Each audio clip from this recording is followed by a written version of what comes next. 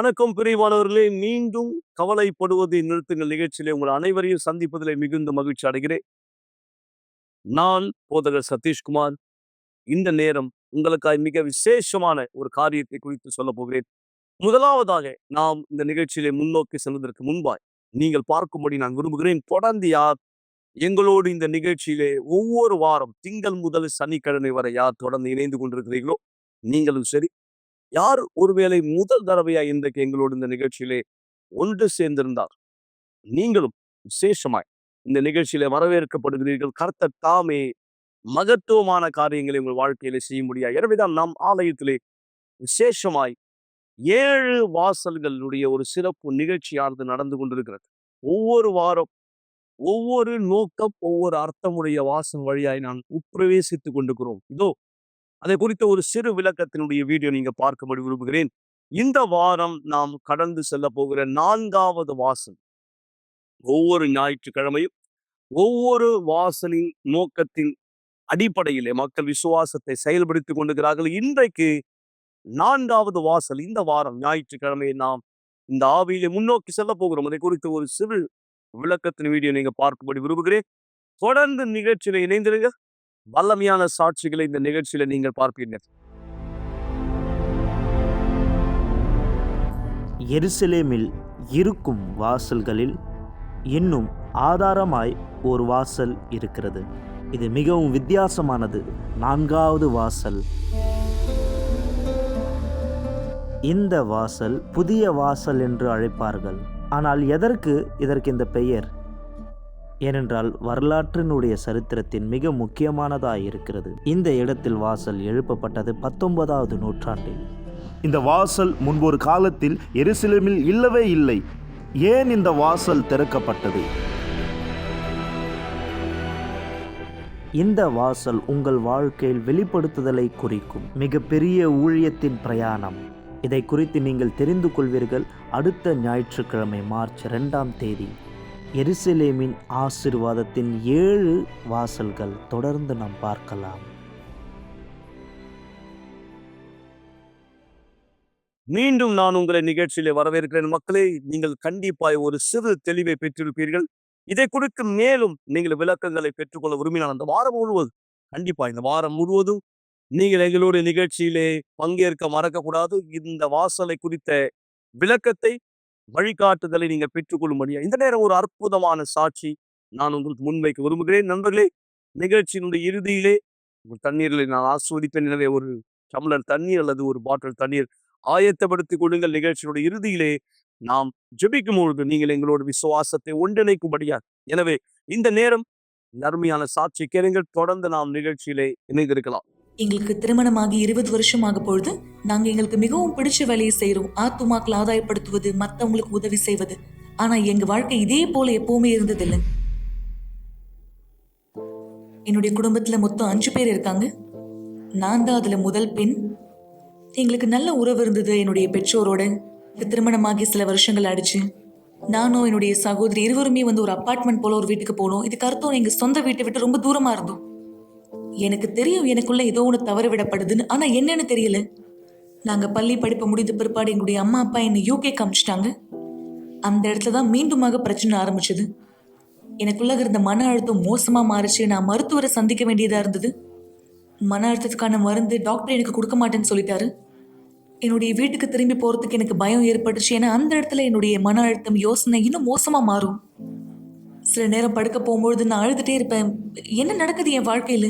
எனக்கு தெரியும் ஏதோ ஒன்று தப்பா இருக்குன்னு. ஆனா எப்படி உதவி தேடணும்னு எனக்கு தெரியல. என்ன செய்யணும்னு எனக்கு தெரியல. நான் 2 முறை உறவுல ஈடுபட்ட முன்பாக அது எல்லாமே என்னை ஏமாற்றத்துல தள்ளினது. அந்த நேரம் என் வாழ்க்கையில இருந்த எல்லா நம்பிக்கையுமே உடைக்கப்பட்டது. என்ன செய்யணும்னே தெரியாம ஆயிடுச்சு. நான் நினைக்கிறேன் அந்த நேரம் தான் யூனிவர்சல் ஆலயத்துக்கு வரும்படியாக எனக்கு அழைப்பு கிடைத்தது. அப்பதான் ஒருத்தவங்க என் கதவை தட்டி எனக்கு ஒரு லீஃப்லெட் கொடுத்தாங்க, ஒரு கேசட் கொடுத்தாங்க. அப்பெல்லாம் கேசட் கொடுத்தாங்க. அவங்க சொன்னாங்க, இதை கேளுங்க. அவங்க சொன்னாங்க, பாருங்க நான் உங்களுக்கு வெறும் அழைப்பு கொடுக்குற, வந்து கலந்து பாருங்க. அந்த நேரம் தான் அன்பின் சிகிச்சை கூட்டத்துக்கு எனக்கு அழைப்பு கொடுத்தாங்க. அது என்னுடைய கவனத்தை ஈர்த்தது. அதுதான் எனக்கு ஒரு வாய்ப்பு கொடுத்தது. கடைசியா நான் கண்டுபிடிச்சிட்டேன்னு சொல்றதுக்காக. இப்படியாதான் நான் ஆலயத்துக்குள்ளாக வந்தேன். நான் புரிஞ்சுக்கிட்டேன் என்னுடைய வெறுமைக்கான காரணம் நான் முழுமையா விடுதலையாக்கப்படலை. நான் என்னுடைய விடுதலைக்காக தேட ஆரம்பிச்சேன். நான் முழு பலத்தோட முன்னோக்கி போனேன். சங்கிலி ஜெபத்துல கலந்துக்கிட்டேன். விசேஷமா வெள்ளிக்கிழமை கூட்டங்கள்ல எனக்கு தெரியும் என் வாழ்க்கையில ஒரு மாற்றம் உண்மையாகவே தேவைப்படுது. விடுதலையாவதற்கான செயல்பாட்டில் நான் முன்னோக்கி செல்லும் பொழுது நான் புரிஞ்சுக்கிட்டேன், நான் என்னுடைய பழைய வாழ்க்கைக்காக மறிக்கணும். எனவே நான் தீர்மானம் எடுத்தேன், தண்ணீர்ல ஞானஸ்தானம் எடுக்கும்படியாக, என் பழைய வாழ்க்கைக்கு நான் மறிக்கும்படியாக. அந்த நேரம் தான் நான் முன்னோக்கி போனேன். நான் பாஸ்டர்ட்ட சொன்னேன், பாஸ்டர் உண்மையாகவே நான் மாறணும்னு நினைக்கிறேன், என் பழைய வாழ்க்கை எனக்கு வேண்டாம், நான் அதுக்கு மறிக்கணும். அந்த நேரம் தான் தண்ணீர் ஞானஸ்தானத்தினுடைய படிக்கு நான் போனேன். அதுக்கு பிற்பாடு ரொம்ப நாள் இல்லை, ரொம்ப சீக்கிரத்துலேயே எனக்குள்ளாக இருந்த மன அழுத்தம் எல்லாமே போயிடுச்சு. நான் சந்தோஷமா உணர ஆரம்பிச்சேன். ஆனா எனக்குள்ளாக தெரியும் ஏதோ ஒண்ணு இன்னுமே தவற விடப்படுதுன்னு. எனக்குள்ளாக தவற விடப்பட்டது தேவனுடைய ஆவி மட்டும்தான். அந்த நேரம் தான் நான் தீர்மானம் எடுத்த, ஒரு முடிவெடுத்த, இல்ல கண்டிப்பா நான் செய்தே ஆகணும். நான் இங்க வெறும் வர்றது அர்த்தமே இல்லை. எனக்கு தெரியும் தேவன் இங்க இருக்காருன்னு. ஆனா தேவனை பத்தி முழுசா நான் தெரிஞ்சுக்க விரும்புறேன். பாஸ்டர் சொல்லியிருந்தாரு, நீங்க உங்க வாழ்க்கைக்கான முடிவு எடுக்கணும்னு. என்னை பொறுத்த வரைக்கும் அந்த முடிவு நான் பரிசுத்தாவிக்கு முக்கியத்துவம் கொடுக்கணும். நான் முழு பலத்தோட பீடத்துக்கு போனேன். இந்த நிகழ்ச்சியில கலந்துக்கிட்டேன். நான் முடிவெடுத்தேன், பரிசுத்தாவி நான் பெற்றுக்கொண்டே ஆகணும். நான் நினைக்கிறேன் ஏறக்குறைய எனக்கு 3 மாசம் எடுத்தது நான் பரிசுத்தாவியை பெற்றுக்கொள்ள. அதுக்கு பிற்பாடு எனக்குள்ளாக அந்த முழுமை இருந்தது. ஏன்னா எனக்கு தெரியும் தேவனுடைய பிரசனம் எனக்குள்ளாக இருந்தது. என்னுடைய தோழியா இருந்த தோழா இப்பொழுது என்னுடைய மனைவியா இருக்காங்க. எனக்கு இவங்க மேல வெறுப்பு இருந்தது. இவங்க தான் என்னை யூனிவர்சல் ஆலயத்துக்கு வரும்படியாக கூப்பிட்டாங்க. அவங்க என்னை அழைத்தாங்க, நீ என்னுடைய ஆலயத்துக்கு வரணும்னு சொன்னாங்க. நான் அவங்க மேல வெறுப்பு இருந்ததுனால போனேன். நான் இவங்களை பிரியப்படுத்துறதுக்காக மட்டும்தான் போனேன். அதுதான் அவங்களுக்கு வேணும். நாங்கள் போகும்போது அங்கே தேவனுடைய வார்த்தையை பேசிட்டு இருந்தாங்க. உங்களுடைய வாழ்க்கை மாறணும், நீங்கள் மாறணும், இது எல்லாமே எனக்காக சரியாக இருந்துச்சு. எல்லாமே எனக்கு சொல்கிற மாதிரி இருந்தது. நான் குடிக்கிற ஒரு ஆளாக இருந்தேன். நான் பெண்களுடைய வாழ்க்கையை மோசம் செய்கிற ஒரு ஆளாக இருந்தேன். கிளப்புக்கு போய் நேரத்தை செலவு செய்வேன் கொண்டாட்டத்து மூலமாக. எனக்குள்ளே இருக்கக்கூடிய வெறுமையை இது எல்லாத்தையும் செய்து நான் எடுக்க முயற்சி செய்தேன். அந்த நேரம் என் குடும்ப உறுப்பினர்கள் என்னை திருமணம் செய்ய ஆர்வப்படுத்தினாங்க. ஆனால் எனக்கு வேறு ஒரு பெண் மேலே இஷ்டம் இருந்தது. இவங்க என்னை கூப்பிடும் போது நான் இதெல்லாம் தெரியாத மாதிரியே நடந்துக்கிட்டேன். நான் சொன்னேன், ஓகே நான் உன்னோட வெளியே போகணுன்னு விரும்புகிறேன். அப்போ இவங்க சொன்னாங்க, இல்லை உன் வாழ்க்கையில் ஏதோ ஒரு பிரச்சனை இருக்குது, அதை நீ சரி செய்யணும். முதல் உன்னுடைய தப்பை, உன்னுடைய பாவத்தை தேவன்கிட்ட முதல்ல அறிக்கை செய்யணும். ஆனால் நான் என்னிடத்துல எல்லாமே நல்லா இருக்கிற மாதிரி நினச்சிட்டு இருந்தேன்.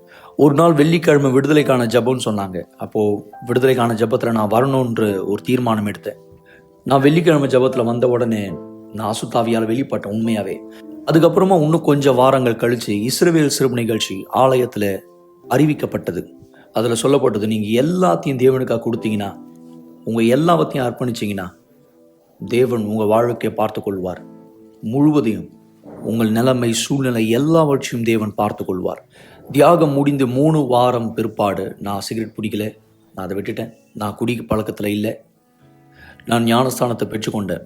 ஞானஸ்தானத்தை நான் பெற்றுக்கொண்ட உடனே என் முழு உடல் ஒரு எளிதான ஒரு உடலாக மாறிடுச்சு. என் வாழ்க்கையில் மாற்றம் ஏற்பட்டது. அதன் பிற்பாடு இவங்க எனக்கு வாய்ப்பு கொடுத்தாங்க, ஓகே வாங்க இப்போ நம்ம வெளியே போகலாம். ஆனால் 2 வருஷமாக, கிட்டத்தட்ட 2 வருஷமாக இவங்க என்னை கவனித்து பார்த்து கொண்டாங்க, என்னுடைய குணம் எப்படி இருக்குன்னு.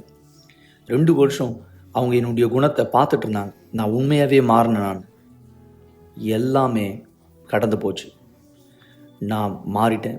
நான் சிகரெட் பிடிக்கல, நான் நைட் கிளப் போகணுன்னு அவசியம் இல்லை. எல்லாமே சரியாக மாறப்பட்டது. என்னுடைய வாழ்க்கையில், என் வாழ்க்கையில் குறையாக இருந்த ஒரு பகுதி நிரப்பப்பட்டது. அதுதான் பரிசுத்தாவி. பரிசுத்தாவி தான் எனக்கு குறையாக இருந்தது. பரிசுத்தாவியை பெற்ற பிற்பாடு என் நிலைமை, என் வாழ்க்கை மாறினது. எனக்கு தேவனுக்கு ஊழியம் செய்ய விருப்பம் வந்தது. தேவனுடைய வேலைகளை செய்ய, ஆலயத்தில் வேலையை செய்ய, கேள்விகளை கேட்காம, கேள்விகளை எழுப்பாமல் என்கிட்ட இருந்த எல்லா நடத்தையும் மாறினது. முன்னாடி எனக்கு ரொம்ப கூச்சமான ஒரு ஆளாக இருந்தேன். நான் யார்கிட்டையும் பேச மாட்டேன். ஆனால் எப்போ பரிசுத்தாவியை பெற்றனோ எனக்குள்ள அந்த துணிச்சல் வந்தது. நான் பேச கூச்சம் இல்லாமல் அந்த துணிச்சல் வந்தது எனக்குள்ள. நான் கேள்விகளை எழுப்பாமல் தேவனுடைய காரியங்களை நான் செய்ய ஆரம்பித்தேன். ஏன்னா எனக்கு தெரியும் பரிசுத்தாவி தான் என்னை வழி நடத்துகிறார். நான் இந்த எல்லா காரியத்தை செய்ய தேவன் எனக்கு தைரியத்தை மட்டும் இல்லை, பலத்தை தருகிறார். அவர் சொல்லுகிற எல்லா காரியத்தை நான் செய்ய. இன்னைக்கு நாங்கள் எங்கள் குடும்பத்தை கட்டுறோம். ஒன்றா சேர்ந்து எங்கள் குடும்பத்தை கட்டுறோம். எங்களுக்கு 3 பசங்க இருக்காங்க. Gabriel, Gideon, grace. இவங்க 3 பேருமே ஆலயத்தில் இருக்காங்க. நாங்கள் எல்லோருமே ஆலயத்தில் இருக்கோம். என்னுடைய 2 ஆம்பளை பசங்களும் விஓஜி குழுவில் இருக்காங்க. என்னுடைய மகள் யூடிஎஃப் குழுவில் இருக்கா. நாங்கள் எல்லோருமே தேவனுடைய பிரசனத்தில் இருக்கோம். நாங்கள் எல்லோருமே ஆலயத்துக்கு ஒன்றா சேர்ந்து வருவோம். நாங்கள் புது வீடு வாங்கினோம். ஏன்னா நாங்கள் முன்னாடி இருந்த இடத்தை விட பெரிய இடத்துக்கு போகணும்னு நினச்சோம். இன்னைக்கு நாங்கள் செய்ய வேண்டியது எல்லாமே தேவனுக்கு நன்றி சொல்கிறது மட்டும்தான். ஏன்னா அவரால் மட்டும்தான் இது எல்லாமே சாத்தியம். ஏன்னா எங்கள் வாழ்க்கையை நாங்கள் அர்ப்பணித்து முழுமையாக பீடத்தின் மீதாக அதனால மட்டும்தான் எல்லாமே நடந்துச்சு. நீங்க உங்க வாழ்க்கையை தேவனுக்கு அர்ப்பணிக்கும் பொழுது எல்லாமே உங்க வாழ்க்கையில சரியான நேரத்துல வந்து சேரும். அதுதான் நான் புரிஞ்சுக்கிட்டேன். நம்ம எப்போ தேவனிடத்துல முதலாவது அர்ப்பணிக்கிறோமோ எல்லாமே நம்ம வாழ்க்கையில சரியா வந்து சேரும்.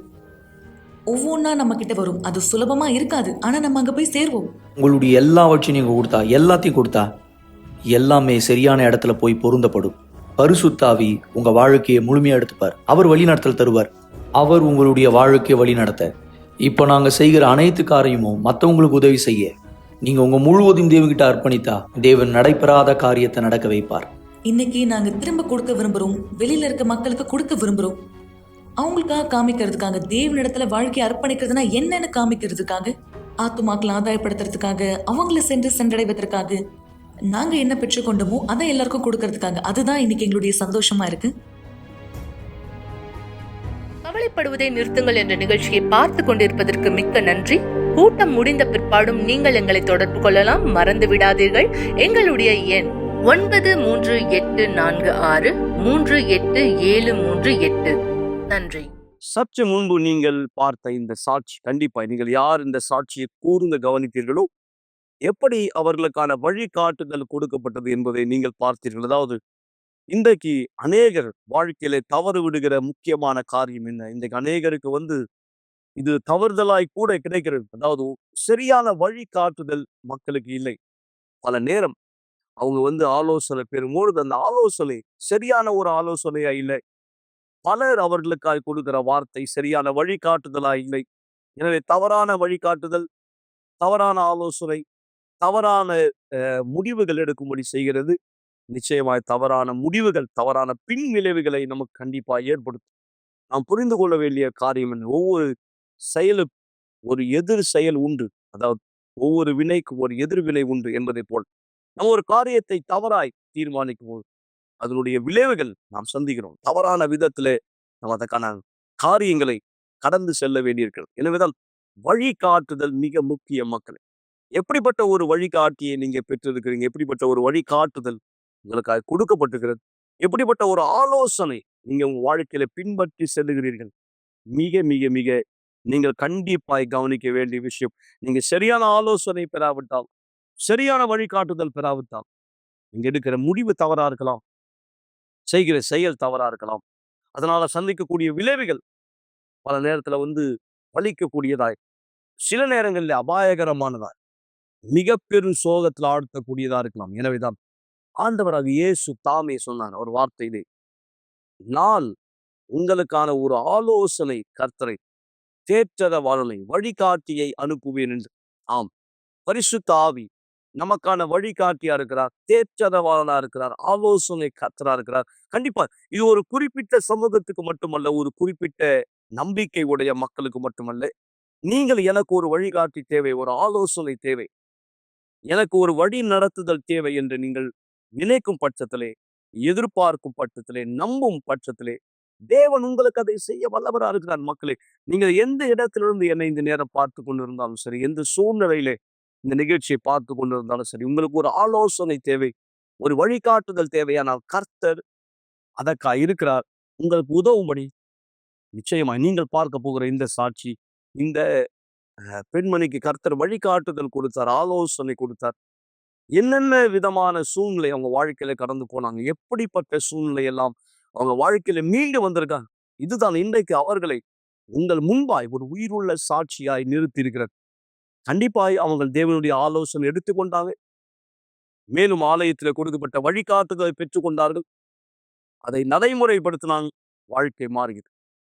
உங்களுக்கும் நிச்சயமா இது நடைபெற முடியும். உங்களுக்கு ஒரு ஆலோசனை வேண்டுமா? உடனடியாய் தொலைபேசியில் தொடர்பு கொள்ளுங்கள். நேரடியாய் நீங்கள் கீழ் பார்க்கிற விலாசத்துக்கு வரவேற்கப்படுகிறீர்கள். விசேஷமாய் வருகிற ஞாயிற்றுக்கிழமை காலை 9:30 மணி நீங்கள் எங்கள் சிறப்பு விருந்தினர். இந்த சாட்சியை தொடர்ந்து நம்ம ஜெபத்துல ஒன்றிணை போகிறோம். உங்கள் தண்ணீரை ஆயத்தப்படுத்திக் கொள்ளுங்கள்.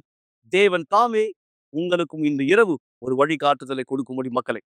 என் பேரு சுஜாதா. நான் லாய்ஸ் ரோல்ல இருந்து வரேன். நான் செய்வினைனால பாதிக்கப்பட்டிருந்தேன். அந்த பிரச்சனை, அந்த கஷ்டம் என்னால சொல்ல முடியாது. ஏன்னா, அந்த அளவுக்கு நான் பாதிக்கப்பட்டிருந்தேன். என் கணவர் கூட, ஏன்னா அவருக்கு 6 மாசம் வேலை இல்ல. முழு குடும்பத்தையும் ஒரு இருட்டுல தள்ளுன மாதிரி இருந்தது. என் பசங்களுக்கு நாங்க படிப்ப பார்க்கணும். என் உடம்ப பார்க்கணும். ஏன்னா இது எனக்கு செய்வினைன்னு ஃபர்ஸ்ட்டு தெரியல. ஏதோ ஒரு பிரச்சனை எங்களுக்கு தொடர்ந்துகிட்டு இருக்கு அப்படின்னு சொல்லிட்டு நாங்க நெனச்சோம். நார்மலாவே நாங்க ஹாஸ்பிட்டலுக்கெல்லாம் போகும்போது, ஒண்ணுமே இல்லன்னு சொல்லும்போது, நாங்க நெனச்சோம் ஒண்ணுமே இல்ல. ஏன் இந்த மாரி வேர்த்து கொட்டுது? ஏன் இந்த உடம்பு நெளிஞ்சுக்கிட்டே போது? ஏன் இந்த அளவுக்கு நான் கஷ்டப்படுறேன்? ஒரு நாள் ஃபுல்லா தூங்குறேன், ஒரு நாள் ஃபுல்லா சாப்பிடுறேன். என்ன நடக்குதுன்னு எனக்கு தெரியல. என் வீட்ல இருட்டும்போது லைட் போட கூட ஆள் இல்லாம இருந்தது. ஏன்னா, என் பசங்க ரொம்ப சின்ன பசங்களா இருந்தாங்க. என்னால தாங்க முடியாத வலி. எந்த வலின்னா, ஏன் நான் இப்படி படுத்திருக்கேன்? ஏன் நான் இந்த மாரி இருக்கேன்னு சொல்லிட்டு என்னால எனக்கு ஒண்ணுமே சொல்ல எனக்கு தெரியல. என் கணவர் வேலைக்கு போகணும்னா, அவருக்கும் வேலை கிடைக்க மாட்டேங்குது. போற இடத்துல பேஷண்ட் டெத் ஆயிடுவாங்க. அவர் திரும்பி வரும்போது நெறைய பிரச்சனத்த நாங்க சந்திச்சோம். 1, 2ன்னு என்னால சொல்ல முடியாது. அந்த இடத்துல ஃபீஸ் கட்டணும், வாடகை கட்டணும், நாங்க சாப்பிடணும். நெறைய விஷயத்த நாங்க செய்யும்போது, அந்த இடத்துல நாங்க எம்ப்டியா இருந்தோம். எங்களுடைய பிரச்சனைக்கு சொல்யூஷனே இல்லாம தான் நாங்க சுத்திக்கிட்டு இருந்தோம். நெறைய ஆலயத்துக்கு போகும்போது, எனக்குள்ளாக இருக்கிற அசுத்தமோ, செய்வினையோ எதுவுமே வெளியில வராது. ஏன்னா, அந்த அளவுக்கு நாங்க பாதிக்கப்பட்டிருந்தோம். இதனால எனக்கு டிப்ரஷன் இருந்தது. எனக்கு என்ன நடக்குதுன்னு எனக்கு சொல்லக்கூட எனக்கு தெரியாம இருந்தது. எனக்கு நல்லா ஆனா போதும், நல்லா ஆனா போதும்ன்னு சொல்லிட்டு, நான் இதே யோசனையில இருக்கும்போது என் கணவர் சொல்லுவாரு, "உனக்கு ஒண்ணுமே இல்ல. நீ நீ நல்லா இருக்க. உனக்கு ஒண்ணும்" ஏன்னா எனக்கு ஒரு பரிதாபமான ஒரு நிலைமையில நான் இருக்கும்போது, அவர் வந்து எனக்கு தைரியம் குடுப்பாரு. இருந்தாலும் என் உடம்பு நல்லா இருந்தா தான் நான் தைரியமா நான் சொல்ல முடியும். நான் நல்லா இருக்கேன்னு சொல்லிட்டு. ஒவ்வொரு நாளும் இந்த நிலைமை நான் கடந்து போகும்போது, நான் நெனைப்பேன், "எனக்கு என்ன ஆயிடுச்சு? எனக்கு என்ன ஆயிடுச்சு? எனக்கு என்ன ஆயிடுச்சுன்னு?" சொல்லிட்டு. அதுக்கப்புறம் தான் எனக்கு வந்து நம்ப வீட்டாண்ட ஒரு அம்மா சொன்னாங்க, "இந்த மாரி யுனிவர்சல் ஆலயத்த போய் பாருங்க. நீங்க அந்த ஆலயத்துல கண்டிப்பா நீங்க விடுதலை ஆவீங்க." அப்படின்னு சொன்னாங்க. ஆனா நான் சொன்னேன், "நான் நெறைய ஆலயத்துக்கு போனேன். ஏம்மா எனக்கு இன்னும் கிளியர் ஆகல? அந்த ஆலயத்துல மட்டும் எப்படி எனக்கு கிளியர் ஆகும்?" நான் கேட்டப்ப அவங்க சொன்னாங்க, "நீங்க ஒரு வெள்ளிக்கிழமை அன்னைக்கு சாயந்தரம் 7 மணிக்கு நீங்க போய் அந்த இடத்துல போங்க. அந்த இடத்துல உண்மையாவே நீங்க விடுதலை ஆவீங்க." அப்படின்னு அவங்க சொன்னாங்க. அந்த இடத்துல நான் வரும்போது, என் பிள்ளைகள கூட்டிட்டு நான் வரும்போது, இந்த இடத்துல நான் நல்லா ஆவேனா எனக்கு தெரியாம அழுதுகிட்டே வந்தேன். இந்த இடத்துல உள்ள வரும்போதே எனக்கு ஏதோ ஒரு சமாதானம் எனக்குள்ளாக வந்தது. நான் உள்ள வந்தப்போ எனக்கு தெரியல. அந்த இடத்துல என்ன சொல்றாங்க? என்ன பேசுறாங்க? என்ன ஜெபிக்கிறாங்கன்னு கூட எனக்கு ஒண்ணுமே தெரியல. நான் நல்லானா போதும். நான் நல்லானா போதும். இந்த இடத்துல நான் நல்லா ஆவேனா? இந்த இடத்துல நான் நல்லா ஆவேனான்னு சொல்லிட்டு, நான் ரொம்ப கஷ்டப்பட்டேன். ஏன்னா, அந்த அளவுக்கு பாதிக்கப்பட்டு வந்தேன். நான் சுத்தாத இடமே இல்ல. நான் தெரியாத இடமே இல்ல. எந்த ஆலயத்துக்கு போனாலும் நான் சரி ஆகல. இனிமே நான் உயிரோட இருக்க மாட்டேன்னு சொல்லி தான் கடைசியா இந்த இடத்துல வந்தேன். வரும்போது அன்னைக்கு அந்த வெள்ளிக்கிழமை அன்னைக்கு உண்மையாவே அந்த இடத்துல ஜெபிக்கும்போது விடுதலை ஜெபம் நடந்துகிட்டு இருந்தது. அந்த இடத்துல ஜெபிக்கும்போது, எனக்குள்ளாக இருந்த அந்த செய்வினை வெளியில போறது எனக்கு தெரிஞ்சது. எனக்குள்ளாக ஏதோ ஒரு மாற்றத்த அன்னைக்கே நான் பார்த்தேன். அந்த நிமிஷத்திலேயே நான் பார்த்தேன். அந்த நிமிஷத்துல நான் பார்க்கும்போது நான் நெனச்சேன், நான் உயிரோட தான் இருப்பேன். சாகப் போறதில்ல. ஏன்னா நான் நெனைக்கும் போதெல்லாம் என் பசங்கள அனாதையா நான் விட்டு சாகப் போறேன் அப்படின்னு நெனச்சேன். அந்த இடத்துல நான் வரும்போது, அந்த மரணம் என்ன வந்து இனிமே நெருங்காதுன்னு சொல்லிட்டு, உண்மையாவே இந்த இடத்துல எனக்கு விடுதலை கிடைச்சது. நான் வீட்டுக்கு போகும்போது என் கணவர் இடத்துல சொன்னேன். உண்மையாவே அந்த இடத்துல ஏதோ ஒரு மாற்றத்த நான் பார்த்தேன். ஏதோ ஒரு மாற்றத்த நான் பார்த்தேன். கண்டிப்பா பார்த்தேன். நீங்களும் வாங்க அப்படின்னு சொல்லும்போது, நெக்ஸ்ட் ஃப்ரைடே அவர் வரும்போது, இந்த இடத்துல அவரா சொன்னாரு, "ஏதோ ஒரு மாற்றம் இந்த இடத்துல இருக்கு. ஆமா, நம்ப பார்க்காத ஒரு சொல்யூஷன் இந்த இடத்துல நம்மளுக்கு கிடைச்சதுன்னு" சொல்லிட்டு, நாங்க வீட்டுக்கு போனோம். வீட்டுக்கு போன பிறகு எங்களுக்குள்ளாக நல்லா சமாதானம் இருந்தது, சந்தோஷம் இருந்தது. ஏன்னா, இந்த செவின வெளியில போயிடுச்சுன்னு சொல்லிட்டு. ஆனா, நாள் ஆக ஆக நாங்க வந்து ஆலயத்த விட்டு சில நாள் நாங்க வந்து எங்களுக்கு உடனே கிளியர் ஆயிடுச்சுன்னு சொல்லிட்டு, ஆலயத்த விட்டு நாங்க இருந்தோம். ஒரு 2 மாசம், 3 மாசம் நாங்க வரல. மறுபடியும் ஏதோ ஒரு அசுத்தம் எங்கள தொடுதுன்னு சொல்லிட்டு எங்களுக்கு தெரிஞ்சு போச்சு. என்ன அசுத்தம்? ஏதோ எனக்கு சொல்லவே தெரியல எனக்கு. இடுப்புல இருந்து கால் வரைக்கும் பயங்கரமா வலிக்கும். ஒரு ஆள் என் வெயிட்ல இருக்கிற ஒரு ஆள் என் மேல ஏறி உக்காந்த போல இருக்கும். ஆனா பார்த்தா கால் வீங்கல, இடுப்பு வீங்கல, ஒண்ணுமே இருக்காது. ஆனா அவ்ளோ வீக்கத்துல நான் அழுவேன். ஏன் இந்த மாரி இருக்குன்னு எனக்கு தெரியலன்னு சொல்லும்போது எங்க வீட்டுக்காரர் சொன்னாரு, "இனிமே ஆலயத்த விட்டு நீ தூரமா இருக்காத. அந்த இடத்துல விடுதலையானத நீ பார்த்தல்ல. நீ மறுபடியும் நம்ம ஃபேமிலியா அந்த இடத்துக்கு நம்ம போலான்னு" சொல்லிட்டு நாங்க மறுபடியும் வந்தோம். வரும்போது நான் பாஸ்டர் இடத்துல பேசினேன். "பாஸ்டர், எனக்கு விடுதலையானது நடந்தது. நான் நான் குணமாயி நான் வீட்டுக்கு போனேன். ஒரு 2 மாசம் நான் வரல. அதோட போயிடுச்சுன்னு நான் நெனச்சேன். மறுபடியும் டிஃப்ரெண்ட்டா ஒரு ஒரு வலி எனக்குள்ளாக வந்தது. என்னால தாங்க முடியல." எதனாலன்னு சொல்லும்போது, பாஸ்டர் என்கிட்ட பேசினாரு. "நீ மறுபடியும் ஞாயிற்றுக்கிழமை வாம்மா" அப்படின்னு சொன்னாரு. நான் ஞாயிற்றுக்கிழமை வரும்போது, இந்த இடத்துல பாஸ்டர் இந்த இடத்துல பேசினது, "உனக்குள்ளாக இந்த செய்வினை வருதுன்னா, உனக்குள்ளாக தேவ ஆவியானவர் இருக்கும்போது இனிமே இந்த செய்வினை உன்னை தொடராது அப்படின்னு சொன்னாங்க. அப்புறம் நான் வந்து ஞாயிற்றுக்கிழமை வர்றதுக்கு நான் டிசைட் ஆனேன். என் குடும்பத்தோட நாங்க ஞாயிற்றுக்கிழமை வரும்போது உண்மையாவே எங்களுக்குள்ளாக அந்த செய்வினை முழுமையா வெள்ளி ஞாயிறு நாங்க வரும்போது முழுமையா எங்களுக்குள்ளாக கிளியர் ஆனது. ஆனா எனக்கு சொல்ல தெரியல, அவ்வளவு சந்தோஷம் எனக்குள்ளாக இருந்தது. எத்தனை ஆலயத்தனை சொல்லப்போனா நீலாங்கரை வரைக்கும் நாங்க போய்க்கிட்டு வந்தோம். இந்த இடத்துல குணமாகுமா, இந்த இடத்துல குணமாகுமா, இந்த இடத்துல தீர்க்க தரிசனம் வருமா, இந்த இடத்துல ஒரு போதகர் என் தலைமையில கை வைப்பாரான்னு. ஆனா இல்ல, இந்த இடத்துல வரும்போது யூனிவர்சல் ஆலயத்துக்கு வரும்போது இனி மீண்டும் என்னிடத்துல செய்தின கிடையாது. பாஸ்டர் கிட்ட நான் பேசும்போது, பாஸ்டர் நான் நல்ல குணமாயிட்டேன் அப்படின்னு நான் சொல்லும்போது, பாஸ்டர் சொன்னார், உனக்குள்ளாக பரிசுத்த ஆவியானவர் இருந்தா இனிமே அது உன்னை தொடாது அப்படின்னு சொன்னார். அப்போ மறுபடியும் நான் ப்ரேயர் பண்ணேன், தேவனே எனக்குள்ளாக உம்முடைய ஆவி எனக்கு வேணும்னு சொல்லி. நான் ப்ரேயர் பண்ணும்போது ராத்திரி 1:30 மணிக்கு எந்திரிச்சு அழுது ப்ரேயர் பண்ணேன். இந்த வலி இந்த வேதனை என்னால தாங்க முடியல. வெளிய ஒரு ஆள் எனக்கு செய்வினை செஞ்சா பரவாயில்ல, வீட்ல இருக்கிறவங்களே என்ன இந்த மாதிரி கஷ்டப்படுத்துறாங்க தேவனே. நீங்க எனக்குள்ளாக வரலன்னா என்னால எப்படி இந்த விஷயத்த நான் ஜெயிக்க முடியும்? என் பசங்க சின்ன பசங்களா இருக்காங்க, நாங்க எப்படி ஒரு சந்தோஷமான வாழ்க்கை வாழ முடியும்னு சொல்லிட்டு அந்த இடத்துல கண்ணீரோட நான் ஜெபிச்சேன். கண்ணீரோட நான் ஜெபிக்கும் போது எனக்குள்ளாக தேவ ஆவியானவர் வந்தார். அவர் வரும்போது ஒரு சமாதானத்த, ஒரு சந்தோஷத்த நான் பார்த்தேன். அது எந்த அளவுக்குன்னா, என் வாழ்க்கையில அந்த மாரி சந்தோஷத்த நான் எப்பவுமே பார்த்தது கிடையாது. அப்பேற்பட்ட ஒரு சந்தோஷத்த நான் பார்த்தேன். தேவ ஆவியானவர் எனக்குள்ளாக வரும்போது, இந்த உலகத்தையே நான் ஜெயித்த அளவுக்கு ஒரு சந்தோஷம் எனக்குள்ளாக வந்தது. அத விவரிக்க கூட என்னால முடியல. அவ்ளோ சந்தோஷம். என் குடும்பத்துல நான் ஒரு மாற்றத்த பார்த்தேன். எனக்குள்ளாக ஆவியானவர் வரும்போது, இனிமே அந்த இருள் இல்ல, அந்த செய்வினை இல்ல, அந்த பலவீனம் இல்ல. நான் ரொம்ப சந்தோஷமா இருந்தேன். அந்த நேரத்துல என் குடும்பம் முழுவதும் தேவனுடைய ஆலயத்துக்கு வந்துகிட்டு இருக்கும்போது, பரிசுத்த ஆவியானவர் எனக்குள்ளாக இருக்கும்போது, என் பொண்ணுக்கு ஒரு 17 வயசு இருக்கும். அந்த 17 வயசு பொண்ணுக்கு ரோட்ல ஆக்சிடென்ட் நடந்தது. பாப்பா ரோடு கிராஸ் பண்ணும்போது, ஒரு ஷேர் ஆட்டோ மாரி வந்து, அந்த ஷீட் கட்டிக்கிட்டு வந்து என் பொண்ணுடைய கழுத்துல விழுந்து, ஒரு துளி, ஒரு நூல் அளவுல அவ இறக்க வேண்டியதா இருந்தது. அந்த இடத்துல எ எங்க பாப்பாவ இன்னொருத்தவங்க கூட்டிட்டு போயிட்டு ஹாஸ்பிட்டல்ல போட்டாங்க. எனக்கு தெரியாது. நான் அந்த இடத்துல வீட்ல இருந்த ஒருத்தவங்க வந்து எனக்கு சொன்னாங்க, "உங்க பாப்பாக்கு ஆக்சிடென்ட் ஆயிடுச்சுன்னு" சொன்னதும் என் பையன் ஓடி பார்த்தப்போ, அவன் ரொம்ப அழுதுட்டான். ஃபுல்லா பிளட்டு, ஃபுல்லா சுடிதார் ஃபுல்லாவே பிளட்டா இருந்தது. என் வீட்டுக்கு என் பையன் வந்து, "அம்மா வாம்மா, பாப்பாவ ஹாஸ்பிட்டல்ல சேர்த்துருக்காங்க. வா வான்னு" சொல்லும்போது, நான் "என்ன ஆயிடுச்சு?" அப்படின்னு கேட்டேன். அவனுக்கு சொல்ல வரல. ஏன்னா ஃபர்ஸ்ட் டைம் எங்க வீட்லயே அந்த மாரி ஆக்சிடென்ட் ஆன ஒரு விஷயம். அந்த இடத்துல என் என் பையன் சொல்லும்போது நான் கேட்டேன், "அவ உயிரோட இருக்காளா? அவ உயிரோட இருக்காளா?" அது மட்டும் சொல்லுனா, அவனுக்கு அது கூட வாய் வரல. நான் போகும்போது, வண்டியில ஏறி நான் போகும்போது, தேவனிடத்துல ஒரே ஒரு விஷயத்த கேட்டேன். "தேவனே, நீங்க எனக்கு அநியாயத்த செய்ய மாட்டீங்க. நீங்க எனக்கு ஒருபோதும் அநியாயத்த செய்ய மாட்டீங்க. எனக்கு துரோகத்த செய்ய மாட்டீங்க. நான் நம்புறேன் என் பொண்ணு உயிரோடு இருக்குன்னு சொல்லிட்டு." அப்படின்னு சொல்லி நான் உள்ள போகும்போது, என் பொண்ண நான் அப்படியே எட்டி பார்த்துக்கிட்டு போனேன். "என் பொண்ணு இருக்காளா?" அப்படின்னு சொல்லிட்டு. நான் போகும்போது என் பொண்ணு நர்ஸ் கூட பேசிட்டு இருந்தா. "ஆண்டி எனக்கு வலிக்குது" அப்படின்னு சொல்லிட்டு. பார்த்தா கன்னத்துல ஃபுல்லா இந்த இடத்துல இருந்து அப்படியே ஃபுல்லாவே கட் ஆயிருந்தது. எனக்கு என்ன சொல்லணும்னு தெரியல. இந்த இடமும் அப்படியே ஓப்பன் ஆயிருந்தது. 17 வயசு ஒரு பாப்பா. நான் என்ன பண்ண முடியும்? உடனே நான் வந்து அ அழல. என் பாப்பா கிட்ட போயிட்டு நான் பார்த்துதான், "நீ உயிரோட இருக்கிறியா?" எனக்கு அது போதும். நான் என் பாப்பா கிட்ட சொன்ன ஒரே வார்த்தை என்ன தெரியுமா? "அம்மா, நீ இன்னும் தேவன் இடத்துல கிட்ட வரலன்னா, ஒருவேள இது ஒரு சமயமா இருக்கும். ஒருவேள தேவன் இந்த வாய்ப்ப குடுத்திருக்காரு.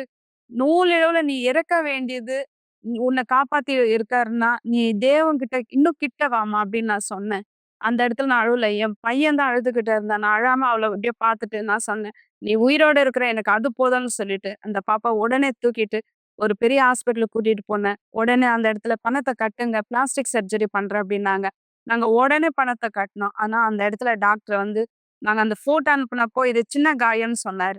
ஆனா அது சின்ன காயம் கிடையாது. டாக்டர் கிட்ட வந்து பார்த்தப்ப சொன்னாரு, "அது ஸ்ட்ரைட்டா அது வந்து கட் ஆகலம்மா. இது ஒரு ஷேப்பாவே கட் ஆயிருக்கு. அங்கங்க துளி துளியா கட் ஆயிருக்கு. இது என்னால செய்ய முடியாது. மூக்கு சைடா வரும், வாய் சைடா வரும். உங்களால இந்த பாப்பாவ இதே ஃபேஸ் மறுபடியும் பார்க்க முடியாது" அப்படின்னாங்க. அதுக்கு அந்த இடத்துல நான் உட்கார்ந்து தேவன் இடத்துல நான் ப்ரேயர் பண்ணேன். என்னன்னா, "தேவனே, நீங்க சொன்னீங்க, என்னுடைய ராஜ்யத்தையும், என்னுடைய நீதியும் நீங்க தேடுங்க. மத்த எல்லாமே நான் உங்களுக்கு குடுப்பேன்னு சொன்னீங்களே. நான் இந்த இடத்துல உங்க ராஜ்யத்தையும், உங்க நீதியும் எனக்குள்ளாக இருக்கிறீங்க. என் பொண்ணுக்கு இந்த இடத்துல நியாயத்த நடக்கணும். நீதிய செய்யுங்க" அப்படின்னு நான் கேட்டேன். உண்மையாவே நான் கேட்டது அந்த இடத்துல என்ன தெரியுமா? தேவனே உம்முடைய தூதர்கள இந்த இடத்துல இறக்குங்க. ஒரு ஸ்கில் ஸ்பெஷலிஸ்ட் சொன்னாரு, என்னால முடியாதுன்னு. ஆனா உங்களால எல்லாமே முடியும். உங்களால ஆகாதது ஒண்ணுமே இல்ல அப்படின்னு நான் சொல்லி, தேவனிடத்துல அந்த இடத்துல நான் பிரேயர் பண்ணேன். ஆப்பரேஷன் தியேட்டர் கூட்டிட்டு போனாங்க. அந்த இடத்துல நான் உட்கார்ந்து பிரேயர் பண்ணேன். தேவனே இந்த இடத்துல எனக்கு நீதி செய்யுங்க. என் பொண்ணு பேச வச்சு நான் நெறைய இடத்துல நான் வந்து சாட்சியா நான் பேசணும். அப்படின்னு நான் சொல்லி தேவன்கிட்ட கேட்டேன். அந்த இடத்துல என் பாப்பா வரும்போது, அந்த டாக்டர் சொன்னது 20 நிமிஷத்துல நான் கூட்டிட்டு வரேன் அப்படின்னு சொன்னாங்க. தையல் தான் எல்லாத்தையும் இழுத்து வச்சு முகத்த தையல் போடணும் அப்படின்னாங்க. ஆனா அந்த இடத்துல நான் தையல பார்க்கல. 1 1/2 மணி நேரத்துக்கு அப்புறம் 8 பேர் அந்த இடத்துல சர்ஜரி பண்ணியிருக்காங்க. என் பாப்பா வெளியில வரும்போது நான் பார்த்தேன். மூக்கு இருக்கிற விதமாவே இருக்கு. வாய் இருக்கிற விதமாவே இருக்கு. எனக்கு அந்த என் பாப்பாவ பார்த்த உடனே என் குடும்பத்தார்கிட்ட நான் சொன்னேன். நீங்க எல்லாருமே போய் சாப்பிடுங்க. என் பொண்ணு நல்லா இருக்கா அப்படின்னு. ஏன்னா என் குடும்பத்துல எல்லாருமே அந்த இடத்துல அழுதுகிட்டு இருந்தாங்க. நான் சொன்னேன். என் பொண்ணு நல்லா இருக்கு. நீங்க போங்க. நீங்க போய் சாப்பிடுங்க. நான் ரொம்ப சந்தோஷமா இருக்கேன். என் தேவன் எனக்கு அநியாயத்த பண்ணல அப்படின்னு சொல்லிட்டு. நான் அவர்கிட்ட சொல்லும்போது, என் கணவர்கிட்ட நான் சொன்னேன். என் தேவன் நீதி செய்றார். என் பாப்பாவ நீ பாரு அப்படின்னு நான் சொன்னேன். என் பாப்பாவ பார்த்துட்டு அவளுக்கு சொன்னேன். இனிமே தேவன் கிட்ட வா, தூரம் போகாத. ஏன்னா நாங்க கிட்ட வரும்போது அவருடைய ஆவியானவர் எங்களுக்குள்ளாக வரும்போது நாங்க எவ்வளவு சந்தோஷமா இருக்கோம். இன்னைக்கு நீ இறக்க வேண்டிய நிலைமை. ஆனா உன்னை உயிரோட குடுத்திருக்காங்க. அதனால நீ இனிமே தேவனை விட்டு விலகி போகாதம்மா அப்படின்னு சொன்னேன். ஆனா இன்னைக்கு என் பொண்ணு இந்த இடத்துல யூனிவர்சல் ஆலயத்துல ஒரு ஊழியக்காரியா இருக்கா. என் பையன் ஊழியம் செய்றான். நானும் ஊழியம் செய்றேன். என் முழு குடும்பமே சந்தோஷமா இருக்கு. இந்த இடத்துல எவ்வளவு சந்தோஷம்னு என்னால சொல்ல முடியாது. நாங்க அநேக பேருக்கு நாங்க ஹெல்ப் பண்றோம். ஏன்னா எங்க சாட்சி ஒரு சிறிய சாட்சி கிடையாது. ஏன்னா வெளியில நிறைய பேர் செய்வின பிரச்சனையில கஷ்டப்படுறாங்க. எவ்வளவோ அவங்க கட்டுல விழுந்திருக்காங்க. அவங்களுக்கு சொல்ல தெரியல என்ன ஆகுதுன்னு என்ன மாதிரி.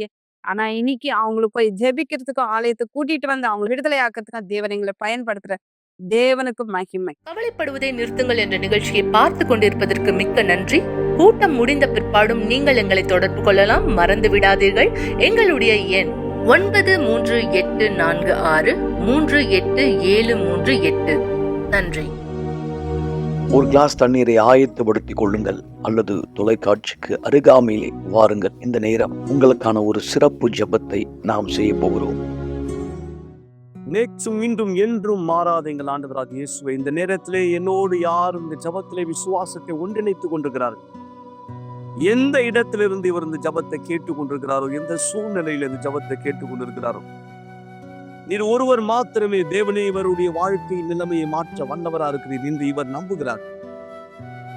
ஜாதி படுக்கையில் இருக்கிற ஒருவரோ, பொருளாதார நெருக்கடியை சந்திக்கிற ஒருவரோ, வறுமையின் பிடியில் இருக்கிற ஒருத்தர், தொடர் தோல்விகளை சந்தித்துக் கொண்டிருக்கிற ஒருத்தர், தன்னை துர்பாக்கியசாலியாய் கருதுகிற ஒருத்தர், சரியான ஒரு ஆலோசனை, சரியான ஒரு வழிகாட்டுதல் இல்லாமையினால் தவறான முடிவுகளிலே அதன் விளைவுகளை சந்திக்கிற ஒருத்தர், அதனுடைய பாதிப்புகளை உணர்கிற ஒருத்தர், எந்த நிலைமையில் இவர் ஜபத்தை கேட்டுக் கொண்டிருந்தாலும் சக்தி இந்த ஜபத்தின் மூலமாய் இந்த நபரை தொடுவதாய், தேவன் நபரை சென்றடைவதாய், அதன் அடையாளமாய் இந்த தண்ணீரை பருகுகிற தருணம், இவர் கையில் வைத்திருக்கிற அந்த பாட்டில் தண்ணீரை, டம்ளர் தண்ணீரை பருகுகிற தருணம் இவருடைய சரீரத்திலும் மாத்திரமல்ல, இவர் மனதளவிலே எந்த பாதிப்பை சந்தித்துக் கொண்டிருக்கிறாரோ, எந்த சூழ்நிலையை கடந்து செல்ல முடியாமல், மீண்டு வர முடியாமல் போராடுகிறார், இயேசுவின் நாமத்தினால் நான் அவர் மீது விடுதலை அறிக்கையிடுகிறேன். தண்ணீரை பருகுகிற தருணம் எல்லா கவலை, கஷ்டங்கள், வேதனைகள், துக்கங்கள் மறைவதால், வல்லமை வெளிப்படுவதால், இயேசு கிறிஸ்துவினுடைய பெயர் மற்றும் மகிமைக்கு தண்ணீரை ஆசீர்வதிக்கிறேன். உங்களுடைய வாழ்க்கையை ஆசீர்வதிக்கிறேன். நன்றி செலுத்துகிறேன் ஆண்டவரே. ஆமென். ஆசீர்வாதமான தண்ணீரை பருகலாம். இப்பொழுதே